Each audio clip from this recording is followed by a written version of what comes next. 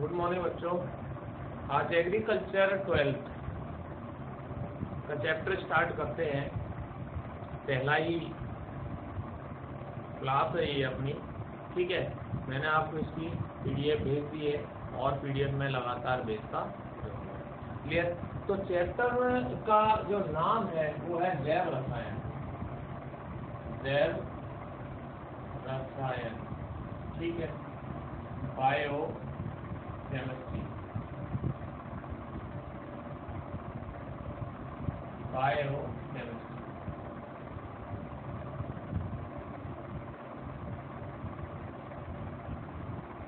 ठीक है। और ये 8 नंबर का चैप्टर है। कितने का है? 8 नंबर का चैप्टर है और लेसन नंबर है 10वां चैप्टर है। और बोर्ड में इस चैप्टर से 8 नंबर के क्वेश्चन आपसे पूछे जाएंगे, ठीक है। तो स्टार्ट करते हैं अपन कि जैव रसायन होती क्या है। पहले तो जैव रसायन जो है वो आपको दिख रहे हैं, 2 शब्द हैं, एक तो जैव है और प्लस रसायन। इन 2 शब्दों से मिलकर के ये बना है। और इस जैव रसायन शब्द को कार्ल न्यूबर्ग नामक वैज्ञानिक ने दिया। किसने दिया?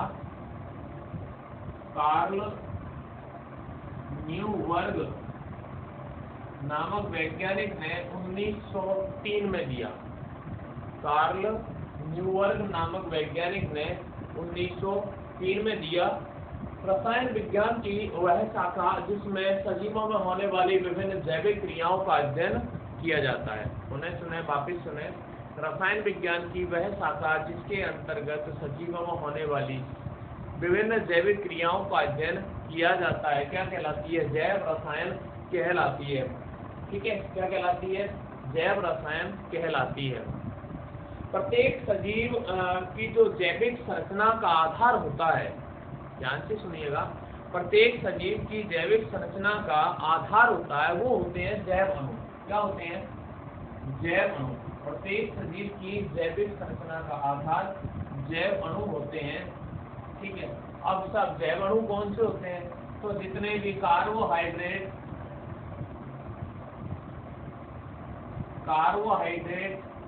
विटामिन, वसा, एंजाइम, ठीक है, ये क्या है? ये सारे के सारे क्या है? जैव अणु है। इसमें आप और भी लिख सकते हैं, जैसे प्रोटीन है, ये भी आप लिख सकते हैं। इसके अलावा न्यूक्लिक एसिड है, ये भी आप इसमें लिख सकते हैं। तो ये क्या है? सारे के सारे जैव अणु हैं, ठीक है। ये जैव अणु क्या करते हैं? सजीवों में की वृद्धि और मरम्मत, साथ में उनकी सामान्य क्रियाओं को करने के लिए ऊर्जा प्रदान करते हैं। मतलब कुल मिला के शरीर की वृद्धि और विकास के लिए जो ऊर्जा प्राप्त होती है वो किससे प्राप्त होती है? जैव अणुओं से प्राप्त होती है। क्लियर? अब इन एक एक करके इन जैव अणुओं को अपन पढ़ते हैं।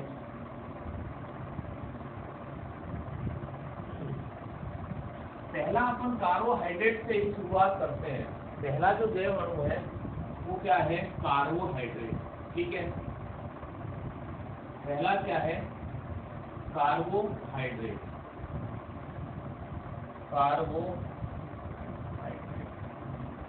कार्बोहाइड्रेट क्या होते हैं? कार्बोहाइड्रेट क्या होते हैं? तो कार्बोहाइड्रेट एक लैटिन शब्द है, तो 2 शब्दों आपको दिख ही रहे हैं इसमें, 2 शब्दों कार्बो और हाइड्रेट से मिलकर बना होता है। कितने? 2 शब्दों से मिलकर बना है, एक कार्बो और एक हाइड्रेट है। यहाँ पर कार्बो का अर्थ होता है कार्बन। कार्बो का अर्थ क्या है? कार्बन। और हाइड्रेट का मतलब है जल। हाइड्रेट का मतलब क्या है? जल। कार्बो का मतलब कार्बन, हाइड्रेट का मतलब जल, ठीक है। इसका मतलब क्या हो गया कि कार्बन के जलयुक्त यौगिक, क्या कहलाएंगे? कार्बोहाइड्रेट कहलाते हैं। कार्बन के जलयुक्त यौगिक कार्बोहाइड्रेट कहलाते हैं। और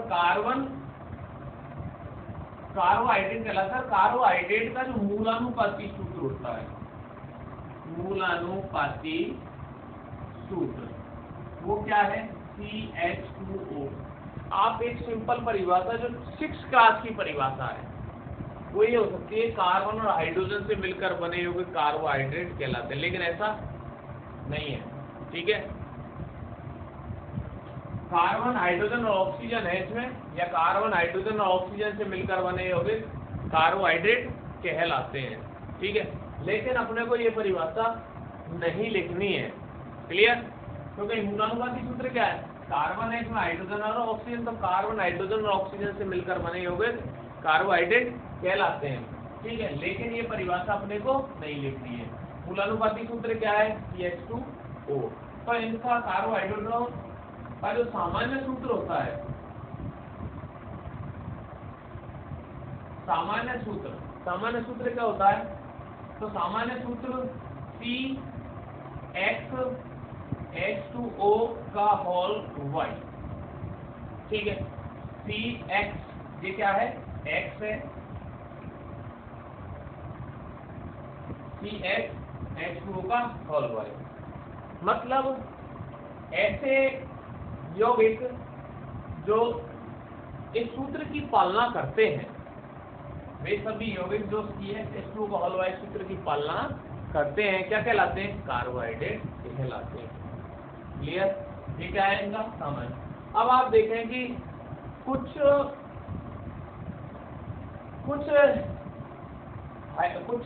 यौगिक ऐसे होते हैं जो कार्बोहाइड्रेटों के सामान्य सूत्र की पालना करते हैं, लेकिन वो कार्बोहाइड्रेट नहीं होते। जैसे आप देखें, आप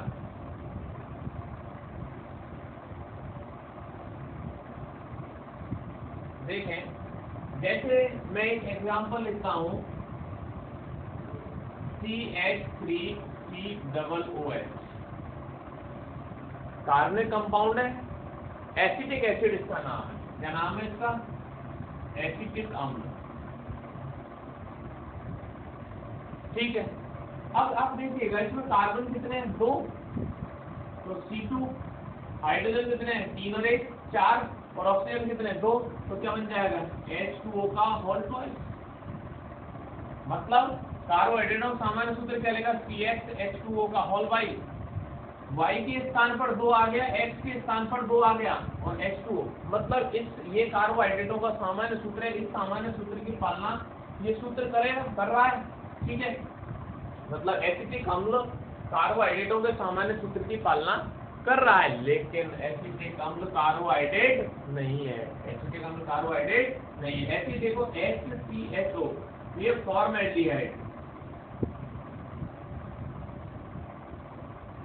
ये भी इस सूत्र की पालना करेगा, C1H2O1।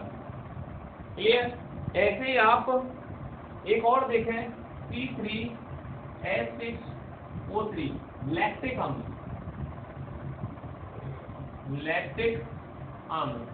ये भी कार्बोहाइड्रेटों की सामान्य सूत्र की पालना करेगा, C3H2O का होल थ्राइस, लेकिन ये कार्बोहाइड्रेट नहीं है। ये सभी एसिटिक अम्ल, फॉर्मल्डिहाइड, लैक्टिक अम्ल, ये सभी कार्बोहाइड्रेटों के सामान्य सूत्र की पालना तो करते हैं, लेकिन कार्बोहाइड्रेट नहीं है।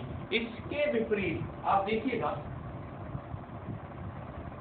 कुछ कार्बोहाइड्रेट ऐसे होते हैं, इसके विपरीत कुछ कार्बोहाइड्रेट ऐसे होते हैं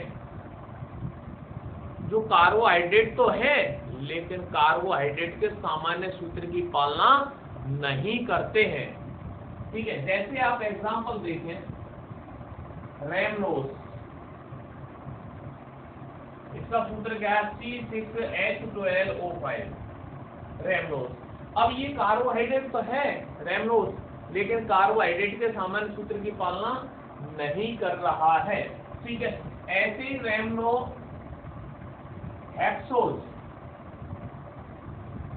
रेमनोहेक्सोल का फॉर्मूला क्या होता है? C7H14O6। ठीक है, ऐसे ही 2-डीऑक्सी राइबोस, इसका फॉर्मूला C5H10O4 ये होता है। तो ये तीनों क्या है, कार्बोहाइड्रेट तो है, लेकिन कार्बोहाइड्रेटों के सामान्य सूत्र की पालना नहीं करते हैं। अतः अब यहाँ से कार्बोहाइड्रेटों की परिभाषा निकल के आएगी। कार्बोहाइड्रेट क्या है, किसे कहते हैं कार्बोहाइड्रेट? तो वे प्रकाश सक्रिय यौगिक, ध्यान से सुनिएगा, वे प्रकाश सक्रिय यौगिक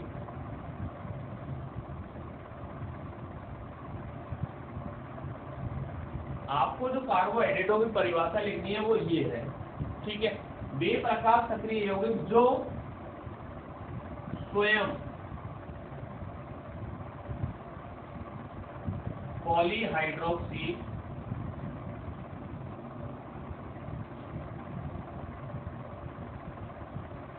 एल्डिहाइड या कीटोन होते हैं या जल अपघटन पर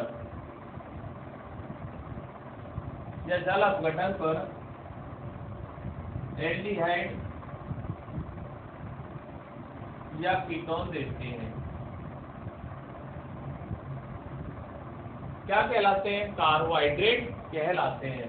ये आपको परिभाषा लिखनी है कार्बोहाइड्रेट की, वो नहीं लिखनी है ये वाली जो अपने मूलानुपाती सूत्र में कार्बन हाइड्रोजन ऑक्सीजन से मिलकर बने हुए कार्बोहाइड्रेट कहलाता है। तो रॉन्ग, ये वाली परिभाषा आपको लिखनी है कि वे प्रकाश सक्रिय यौगिक जो स्वयं या तो पॉलीहाइड्रोक्सी एल्डिहाइड या कीटोन होते हैं या जल अपघटन पर पॉलीहाइड्रोक्सी एल्डिहाइड या कीटोन देते हैं, क्या कहलाते हैं? कार्बोहाइड्रेट कहलाते हैं। अब आप कार्बोहाइड्रेटों का वर्गीकरण देखें तो कार्बोहाइड्रेटों को तीन भागों में, कार्बोहाइड्रेटों का वर्गीकरण में देखें तो कार्बोहाइड्रेटों को तीन भागों में बांटा गया है, तीन प्रकारों में वर्गीकृत किया गया है। पहला है मोनोसैकेराइड। कार्बोहाइड्रेट में पहला कौन सा है? मोनोसैकेराइड, ठीक है। दूसरा अपन पढ़ते हैं ओलिगोसैकेराइड और तीसरा पढ़ते हैं पॉलीसैकेराइड। क्लियर? तीन प्रकार है कार्बोहाइड्रेट, मोनोसैकेराइड, ओलिगोसैकेराइड और पॉलीसैकेराइड। क्लियर? देखें आप, पहला देखें आप इसमें मोनोसैकेराइड क्या होते हैं। तो वे सरलतम शर्कराएं जिन्हें जल अपघटन द्वारा और सरल यौगिकों में परिवर्तित नहीं किया जा सकता।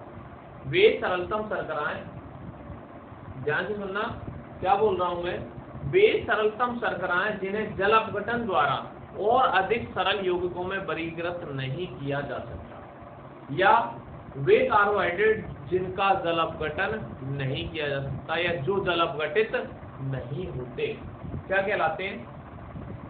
मोनोसैकेराइड कहलाते हैं। और इन मोनोसैकेराइडों का जो सामान्य सूत्र होता है वो CH2O का होल N होता है। मोनोसैकेराइडों का सामान्य सूत्र क्या है? CH2O का होल N, और इनके साथ में अनुलग्न के रूप में लास्ट में OH शब्द का उपयोग करते हैं।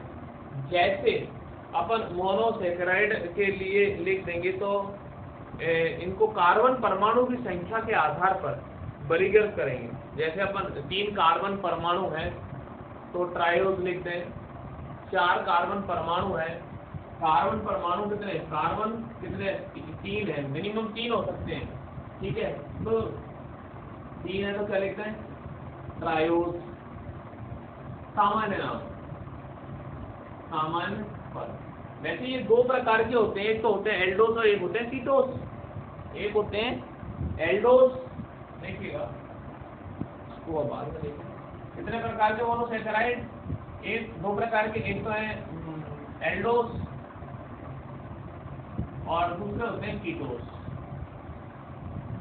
तो इसमें तो क्रियात्मक समूह एल्डिहाइड होता है और इसमें क्रियात्मक समूह कीटोन होता है, ठीक है।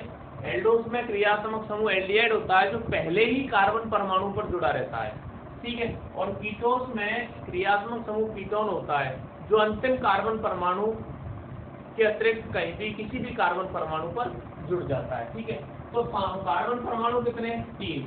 सामान्य पद क्या हो जाएगा? ट्रायोस। अगर कार्बन परमाणु 4 है तो ये होगा टेट्रोस। अगर कार्बन परमाणु 5 है तो ये पेंटोस हो जाएगा। कार्बन परमाणु 6 है तो हेक्सोस हो जाएगा, ठीक है। अब देखें, जब आप एल्डिहाइड के लिए लिखेंगे तो क्या लिखेंगे? एल्डोट्रायोस, एल्डोट्रायोस, एल्डोटेट्रोस, एल्डोपेंटोस, एल्डोहेक्सोस, ठीक है। ग्लूकोज एल्डोहेक्सोस शर्करा है, ग्लूकोज एल्डोहेक्सोस शर्करा है, जबकि फ्रक्टोज कीटोहेक्सोस शर्करा है, ध्यान रखना। अगर कीटोन के लिए लिखेंगे तो क्या लिखेंगे? कीटो ट्रायोस, ठीक है। कीटो टेट्रोस, कीटो पेंटोस और कीटो हेक्सोस,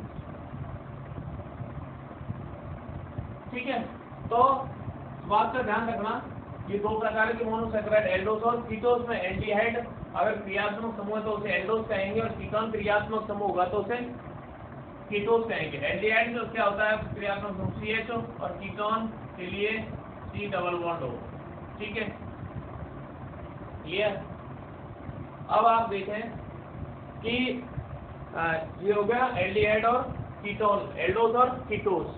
मोनोसैकेराइड के बाद में अपन पढ़ते हैं डाइसैकेराइड, ठीक है। क्या पढ़ते हैं? डाइसैकेराइड। मोनो के बाद में, सॉरी, ओलिगोसैकेराइड। ओलिगो में आ जाएंगे, डिवाइड करेंगे अपन डाई, ट्राई, टेट्रा, पेंटा, ठीक है। अपन दूसरा पढ़ते हैं ओलिगोसैकेराइड, ओलिगोसैकेराइड। तो ओलिगोसैकेराइड क्या होंगे? तो देखिएगा, बेकार्बोहाइड्रेट जो जल अपघटित होकर के 2 से 10 तक मोनोसैकेराइड इकाइयां देते हैं। बेकार्बोहाइड्रेट जल अपघटन पर 2 से 10 मोनोसैकेराइड, मिनिमम कितने? 2 मोनोसैकेराइड और मैक्सिमम कितने? 10 मोनोसैकेराइड इकाइयां। तो 2 से 10 तक मोनोसैकेराइड इकाइयां देते हैं, क्या कहलाएंगे? ओलिगोसैकेराइड कहलाते हैं, ठीक है। जल अपघटन से प्राप्त इकाइयों के आधार पर अभी बताया मैंने कि ये डाइसैकेराइड पहला, दूसरा ट्राइसैकेराइड,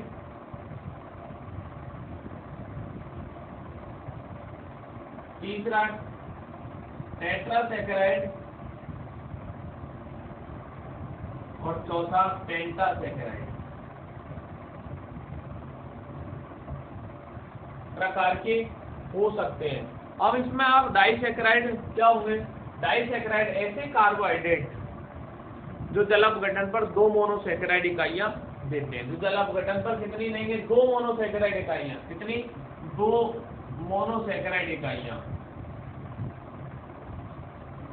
ठीक है। इसका एग्जांपल आप लिख दें सुक्रोज, ठीक है, लैक्टोज और माल्टोज, क्लियर। सुक्रोज, लैक्टोज और माल्टोज, ठीक है। अब जैसे सुक्रोज है, अब सुक्रोज का जल अपघटन, सुक्रोज का फॉर्मूला क्या होता है? C12H22O11, ये सुक्रोज है। इसमें से करोगे आप जल अपघटन करोगे और जल अपघटन समूह अम्लों की उपस्थिति में करोगे तो इससे C6H12O6 प्लस C6H12O6 ग्लूकोज और फ्रक्टोज की 2 इकाइयां प्राप्त होंगी। क्या प्राप्त होंगी? ग्लूकोज और फ्रक्टोज। ये ग्लूकोज और फ्रक्टोज। अब आप एक चीज ध्यान रखना, दोनों के अणुसूत्र सेम है, ठीक है, लेकिन इसमें ग्लूकोज में क्रियात्मक समूह एल्डिहाइड होता है जबकि फ्रक्टोज में क्रियात्मक समूह कीटोन होता है, ठीक है। तो फ्रक्टोज अभी बता रहा था मैं, ये कीटोहेक्सोस शर्करा है, कीटोहेक्सोस, ठीक है। और ग्लूकोज बताया मैंने एल्डोहेक्सोस है। तो डाइसैकेराइड है ये सुक्रोज, ठीक है, सुक्रोज डाइसैकेराइड है, सुक्रोज और लैक्टोज और माल्टोज, ये क्या है, डाइसैकेराइड है, जल अपघटन पर क्या दे रहे हैं, ग्लूकोज और फ्रक्टोज दे रहे हैं। ठीक है, अगर अपन ट्राइसैकेराइड की बात करेंगे तो ट्राइसैकेराइड का जो एग्जांपल आप लिखेंगे तो रैफिनोज लिख सकते हैं। ठीक है, ट्राइसैकेराइड क्या होंगे, जो जल अपघटन पर 3 मोनोसैकेराइड इकाइयां देते हैं। ठीक है, रैफिनोज ये कितनी इकाइयां देंगे, 3 मोनोसैकेराइड इकाइयां देंगे, रैफिनोज। अब देखिए सुक्रोज का फॉर्मूला क्या देखा, C12H22 हो गया। अब इसमें आप क्या करें, C6H10O5 C6H10O5 ये जोड़ दें तो 12 से 18 C18 22 और 10 32 H32 और 11 और 5 16 HO16। ये क्या बन गया, ये क्या बन गया, C18 इसका क्या बन गया, रैफिनोज का फॉर्मूला C18H32O16, ये रैफिनोज का फॉर्मूला बन गया। ठीक है, टेट्रासैकेराइड में अपर स्टेकियोज लिखते हैं, टेट्रासैकेराइड में क्या लिखेंगे, एग्जांपल स्टेकियोज, स्टेकियोज। ठीक है, और पेंटासैकेराइड में अपन लिखेंगे बर्बेज फोर्स, बर्बेज फोर्स।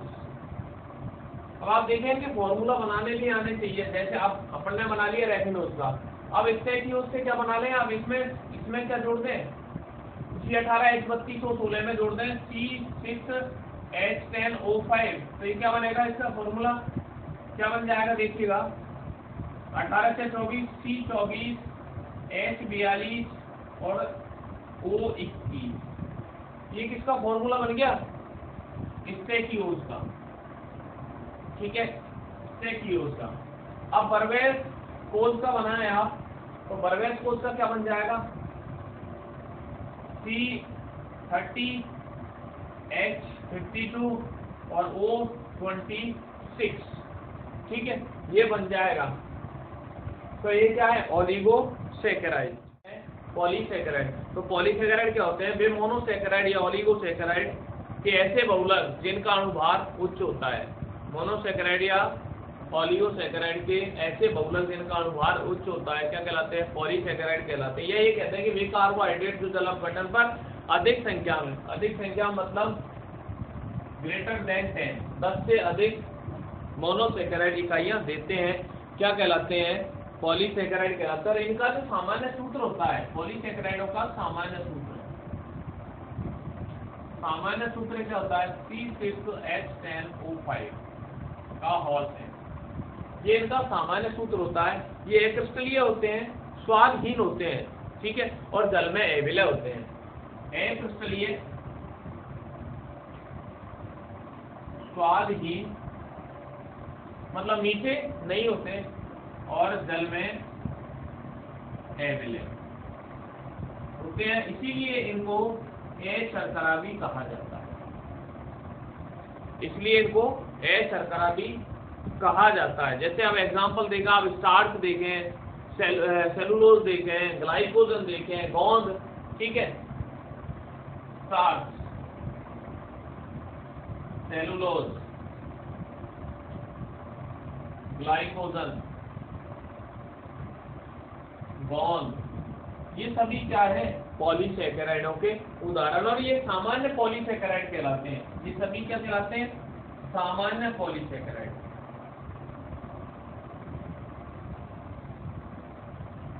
सामान्य पॉलीसैकेराइड कहलाते हैं। जबकि जो पैक्टिन, लिग्निन और हेमीसेलुलोज है, पैक्टिन,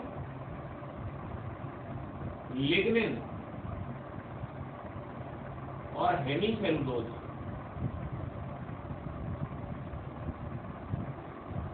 ये जटिल पॉलीसैकेराइड कहलाते हैं, जटिल पॉलीसैकेराइड। क्लियर? ठीक है, तो कार्बोहाइड्रेट 3 प्रकार के अपन ने पढ़े, मोनोसैकेराइड, ओलिगोसैकेराइड और पॉलीसैकेराइड।